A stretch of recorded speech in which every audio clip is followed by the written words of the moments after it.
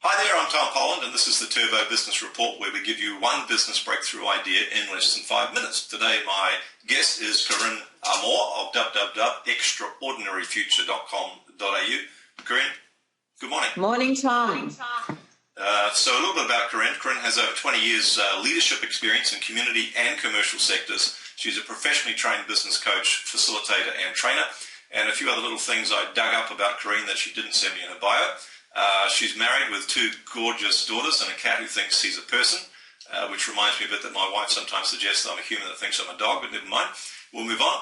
Corinne describes herself as a country girl at heart, having grown up in Gippsland, which is east of Melbourne, Australia. Now get this is a really interesting thing. Corinne, for 2 years, 24 months, lived and taught English in a jungle refugee camp on the edge of a war zone. No power, no running water, no hairdryer thingy, and no way in but by foot on a narrow track, no way out other than a body bag or walking along the same track. Community is a big driver for Corinne. She loves to make a contribution and help a community thrive. She's an accredited coach with the International Coaching Federation, loves what she does, loves the life she has created. And the subject today is the myth of do unto others as you would have them do unto you. I thought that was a pretty good maxim to live by, so I'm interested to know why it's a myth. Now, just to be clear, the rules are simple. I ask the questions, you answer them, hopefully, and we finish on or before the buzzer, the 5-minute buzzer, whether you're in mid-flight or halfway through a sentence. Are you willing to accept that challenge, Corinne? I'm willing to accept the challenge, Tom. Okay, your time starts now. So the subject is the myth of do unto others as you would have them do unto you. Why is it a myth when it comes to leadership and successful communication? Well, when it comes to successful communication from a values perspective, do unto others is a great maxim, and clearly it stood this test of time. So if I want to be respected, I respect you. If I want empathy in my communication from you, then I give you empathy. So from a values perspective, it makes sense.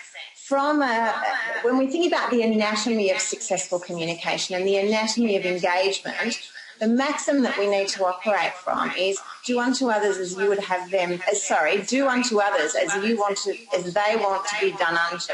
That was a bit of a tongue twister. Okay. Let me do it again. Do unto others. My brain's going, do unto others as they would be done unto. Okay. So I'm doing unto you they would be as done you want to be done unto. So give them what they want? Yeah, give them what they want in the way that they can hear, in the language that they can hear, in the format that they can engage with. So this needs you to be aware of your style, aware of the other person's style, and it needs you to be flexible to give you peak performance when it comes to communication. So it is a bit like, Monty, my marketing wonder dog here. 5 o'clock, the rugby started, I wouldn't give him a beer. No. Because that would be do unto others as that you would have them to do unto me. That's right. So in communication, can you give us an example of it that doesn't involve beer and dog bones? Okay, so moving beyond beer and dog bones and staying with communication, think about 2 simple motivational patterns that are really important in terms of communication. Big picture Sorry? 3 minutes left. Choose that? Choose that, yeah. No, 3 minutes left. 3 minutes left. Okay. Actually, 2 minutes 50 now. Big picture orientation. So you want to know the big picture? I'm really interested in the detail. The detail is what motivates me. You asked me for an update on a project. This project is really important to me, and I just know that you want to know everything. So I give you all the details, everything I've been working on of the project. Your eyes glaze over immediately. You don't hear any of it. Quite possibly, even if you're asked later, how's that project going? You have no idea because you've forgotten all of it. So I did unto others as I would have them do unto me. Instead, I know I've got a preference for detail. I know you've got a preference for big picture. So I need to communicate the clear headlines to you. Then you'll hear them. I've done unto you as you want to be done unto, and you'll ask for more if you want more. Okay.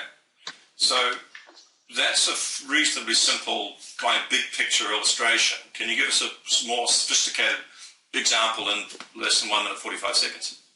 Okay. Towards motivation, away motivation. Some people are moving towards what they want. They've got the goal in mind. Other people are actually much more motivated to look for the problems. What's going wrong here? So personally, I'm goal orientated. I'm excited by where we're going.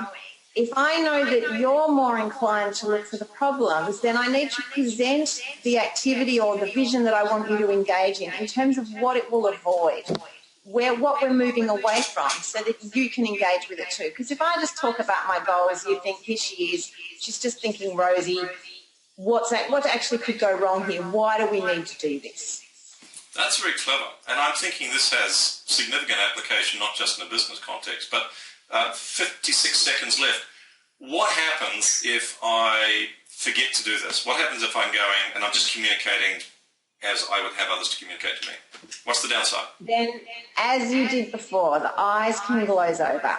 So I'm, in small business, we can't afford this. We've got to get maximum output with minimum input.